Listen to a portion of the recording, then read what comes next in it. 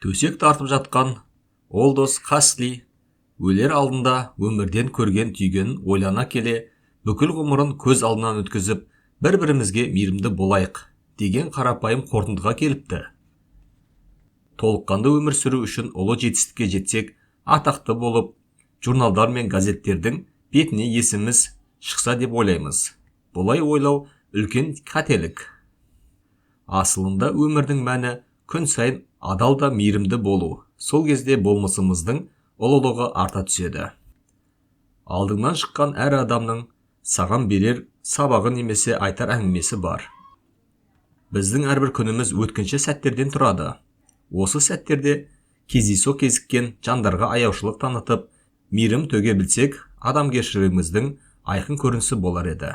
Неліктен ізгі адам екенімізді көрсетіп, әлемді жақсарту үшін қолымыздан келгеннің бәрін істемейміз? Менің ойымша, күніне ең болмағанда бір адамның жүзіне күлкі ұялатып, бір бейтаныс жанның көңіл күйін көртерсең, күніңнің зая кетпегені. Мейірімдікті жер бетінде өмір сүргеніміз үшін төлейтін салық деп білу керек. Бейтаныс жанға қалай жақсылық жасайтыныңды көзіңе елестет. Мейірімдікті қарапайым әрекеттен баста. Турникеттен өтіп бара жатып, артыңнан келе жатқан көлік үшін ақша төлей сал. Метрода мүмкіндігі шектеулі жанға орын бер, немесе алдынан шыққан кез келген адаммен амандас.